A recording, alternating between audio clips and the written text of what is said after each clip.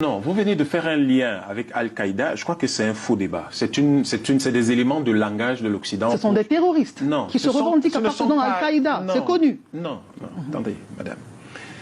Il n'y a pas dans ces pays-là des gens liés à Al-Qaïda. Il y a dans ces pays des mercenaires armés pour détruire ces pays.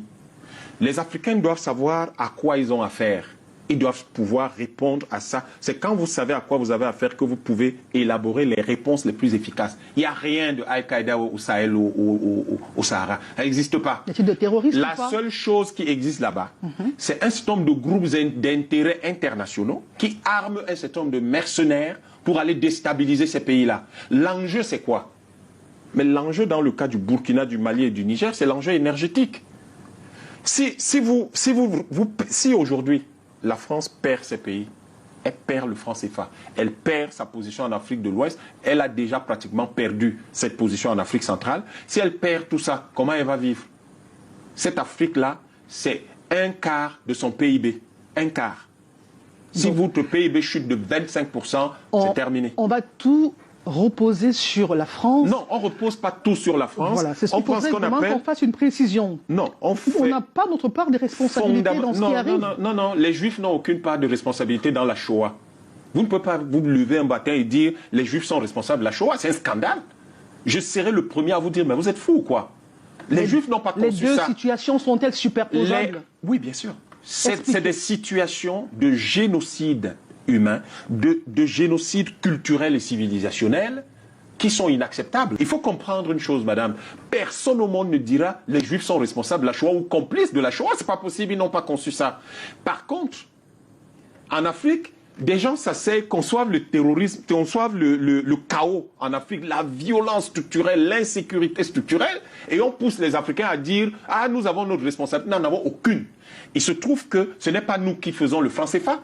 Il se trouve que ce n'est pas nous qui fabriquons les armes qui sont utilisées là-bas. Il se trouve que quand les terroristes à la télévision viennent dire qui les paye, ils n'ont jamais dit que c'est un État africain qui les paye. À qui profite le crime? Vous savez, ce débat qui consiste à vouloir trouver de la responsabilité des Africains alors que les autres ont conçu un système qui les terrorise, qui les tue, qui les exploite. Mais on a utilisé les Africains pour terroriser aussi les Africains. Laissez-moi finir. Que ce soit l'esclavage. Laissez-moi finir. Vous comprenez? Je vous rappelle une petite chose encore. Personne dans le monde n'ose dire les Juifs ont été complices ou machin, et avec raison, parce que c'est celui qui conçoit un système qui en est responsable, pas les types qui se retrouvent instrumentalisés à l'intérieur du système. Les gens tous ces Africains qui se retrouvent là-dedans sont des instruments. C'est des gens qu'on a instrumentalisés parfois en les compromettant sexuellement, parfois en les compromettant financièrement, parfois en les mettant dans des situations tellement difficiles qu'ils sont obligés de se mettre là.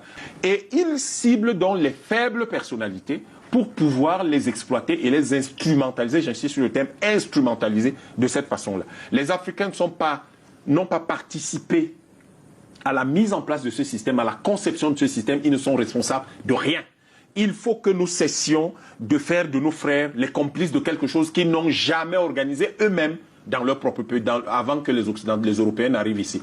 L'esclavage, la traite négrière, parce que l'esclavage c'est autre chose. La traite négrière, nous ne l'avons pas conçue. Ce n'est pas nous. C'est les Montesquieu et les Voltaire, comme s'ils étaient les vendeurs d'esclaves, ce n'est pas nous. C'est le palais de l'Élysée qui a été construit par l'argent de la traite négrière, ce n'est pas nous.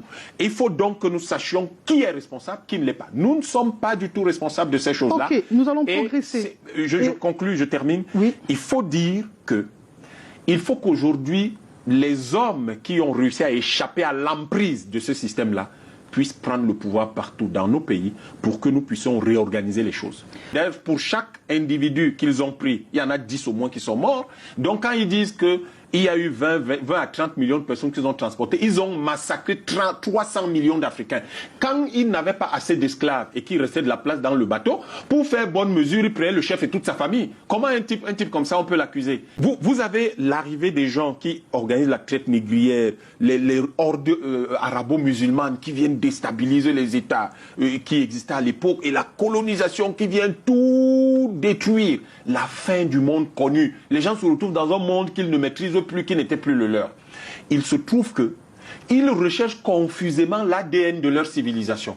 Et cette recherche de l'ADN de leur civilisation est à l'origine de tout ce chaos-là. Si chaque fois, si nous essayons de jeter l'anathème sur nos frères, je peux vous l'assurer, madame, les Occidentaux vont encore plus terroriser, piller notre continent.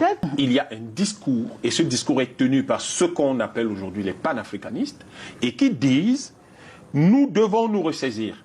Il est temps de ne plus nous laisser, nous devons devenir imperméables à toute manipulation, à toute corruption. Nous devons redevenir des gens sérieux. Pourquoi, madame? Il ne s'agit pas seulement de l'Afrique, il ne s'agit pas seulement de restaurer la dignité, la liberté et la souveraineté des Africains, il s'agit de restaurer la dignité du monde entier. Parce que les peuples européens sont victimes de ce capitalisme de leurs propres concitoyens.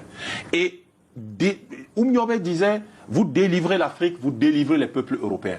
Si vous délivrez les peuples africains du colonialisme, qui n'est que la phase internationale du capitalisme, vous délivrez les peuples européens eux-mêmes qui sont victimes de ce capitalisme-là. Et vous savez ce qui se passe là-bas en ce moment. Donc, il est temps, non pas de commencer à jeter l'anathème sur nos frères ou à les critiquer ou à faire quoi que ce soit. Cela ne veut pas dire que nous sommes d'accord avec tout ou avec ce qu'ils font, mais nous comprenons que ce qu'ils font est, si vous voulez, l'écume au-dessus des vagues et que c'est aux vagues qu'il faut s'attaquer parce que c'est là où se trouve l'énergie, pas sur l'écume. Et donc, si vous faites ça, vous aidez en même temps ces peuples. Donc, il ne s'agit pas que de nous. C'est pour cette raison que le travail de sensibilisation, de conscientisation, d'explication et si vous voulez, de soutien moral qu'il y a à faire pour sortir nos frères de leur dépendance émotionnelle et psychologique de l'Occident est extrêmement important. Je viens de publier un ouvrage dans lequel les gens trouveront un certain nombre de propositions qui s'appelle Porbo Kibong.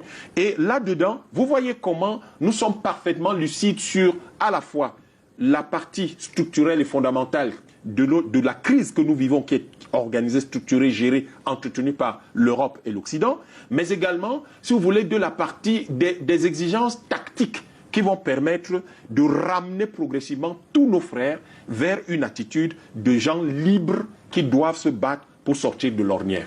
Le Burkina Faso n'aurait pas pu être intègre s'il n'y avait pas cette recherche confuse de son initiative historique. Il se trouve, et je vous le dis encore, c'est encore confus. Parce que le monde connu des Burkinabés n'existe plus depuis le début depuis la fin du 19e siècle.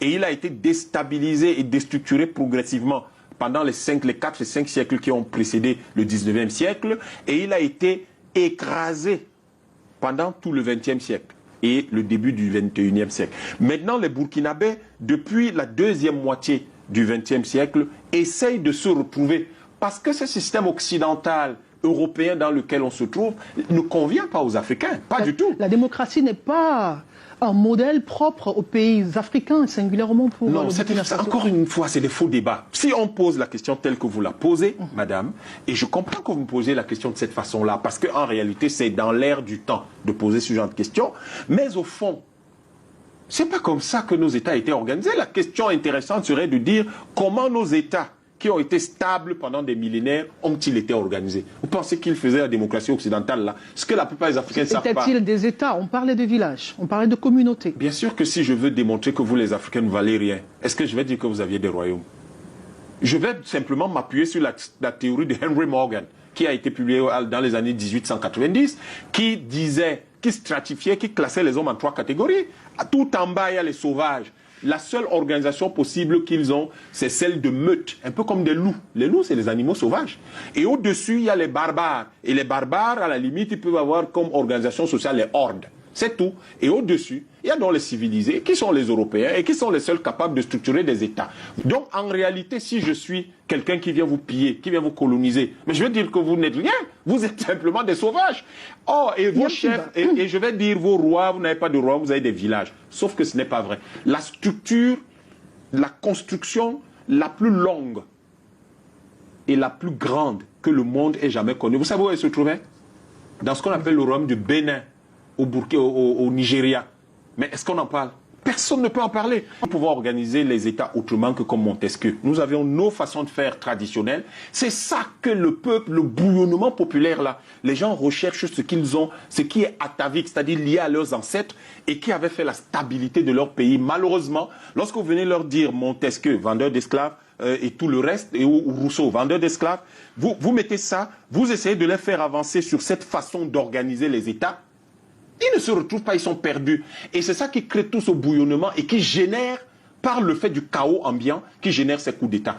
Que l'Afrique retrouve sa dignité et sa liberté aujourd'hui, vous aurez droit à une stabilité millénaire.